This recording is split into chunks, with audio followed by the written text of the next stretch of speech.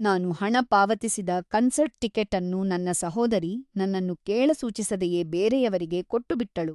ಅವಳಿಗೆ ಇಷ್ಟವಾದ ಬ್ಯಾಂಡ್‌ನ ಟಿಕೆಟ್‌ಗಳನ್ನು ಕೊಡಿಸಿ, ಅವಳನ್ನು ಸರ್ಪ್ರೈಸ್ ಮಾಡಲು ನಾನು ನನ್ನದೇ ಆದ ಹಣವನ್ನು ಉಳಿಸಿದ್ದೆ. ಆದರೆ ನಾನು ಪ್ಲಾನ್ ಫೈನಲೈಸ್ ಮಾಡಲು ಹೋದಾಗ ಅವಳ ಗೆಳತಿ ಮಿಸಿಯಿಂದ ನನಗೆ ಒಂದು ಮೆಸೇಜ್ ಬಂದಿತು. ಮಿಸಿ ಎಂದರೆ ಎಲ್ಲರೂ ತನಗೆ ಡ್ರಿಂಕ್ಸ್ ಕೊಡಿಸಬೇಕು ಎಂದು ನಿರೀಕ್ಷಿಸುವ ಮತ್ತು ಪ್ರತಿಯೊಂದು ಕಾರ್ಯಕ್ರಮವನ್ನು ತನ್ನ ಸುತ್ತಲೇ ತಿರುಗಿಸುವ ವ್ಯಕ್ತಿ. ನನ್ನ ಸಹೋದರಿ ಈಗಾಗಲೇ ಟಿಕೆಟ್ ಅನ್ನು ತನಗೆ ಕೊಟ್ಟಿದ್ದಾಳೆ ಎಂದು ಅವಳು ನನಗೆ ತಿಳಿಸಿದಳು. ನಾನು ನನ್ನ ಸಹೋದರಿಗೆ ಕರೆ ಮಾಡಿದಾಗ ಅವಳು ಕ್ಷಮೆಯಾಚಿಸಲೂ ಇಲ್ಲ. ಬದಲಿಗೆ ಆ ಟಿಕೆಟ್ ಅನ್ನು ವಾಪಸ್ ಪಡೆಯುವುದು ಕ್ರೂರತೆ ಎಂದು ಹೇಳಿದಳು ಮತ್ತು ನಾನು ಮಿಸಿಗೆ ರೈಡ್ ಕೊಡಿಸಬೇಕು ಹಾಗೂ ಅವಳ ಆಹಾರದ ಖರ್ಚನ್ನು ಸಹ ಭರಿಸಬೇಕು ಎಂದು ಹೇಳಿದಳು. ಆ ಪ್ರವಾಸವು ರಾಜ್ಯದ ಹೊರಗಿನದಾಗಿತ್ತು ಮತ್ತು ನನಗೆ ಇಷ್ಟವಿಲ್ಲದ ವ್ಯಕ್ತಿಯನ್ನು ಜೊತೆಯಲ್ಲಿ ಕರೆದೊಯ್ದರೆ ನನಗೆ ಇನ್ನೂ $150 ಹೆಚ್ಚುವರಿ ಖರ್ಚಾಗುತ್ತಿತ್ತು.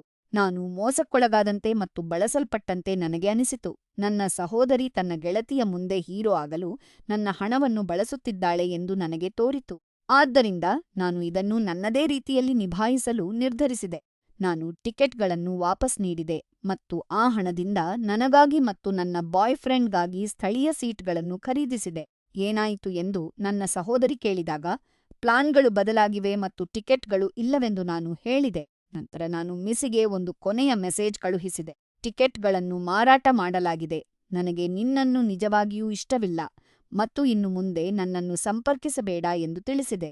ನನ್ನ ಸಹೋದರಿ ಕಣ್ಣೀರು ಹಾಕಿದಳು ಮತ್ತು ಕ್ರಿಸ್ಮಸ್‌ವರೆಗೆ ನಾವು ಈಗ 3 ವಾರಗಳ ಕಾಲ ಮಾತನಾಡುತ್ತಿಲ್ಲ. ನನಗೆ ಈ ಬಗ್ಗೆ ಯಾವುದೇ ವಿಷಾದವಿಲ್ಲ. ನನ್ನ ಸಹೋದರಿಯ ಈ ನಕಲಿ ಉದಾರತೆಗೆ ನಾನು ಇನ್ನು ಮುಂದೆ ಬ್ಯಾಂಕ್ ಆಗಿ ಇರಲು ಇಷ್ಟವಿಲ್ಲ.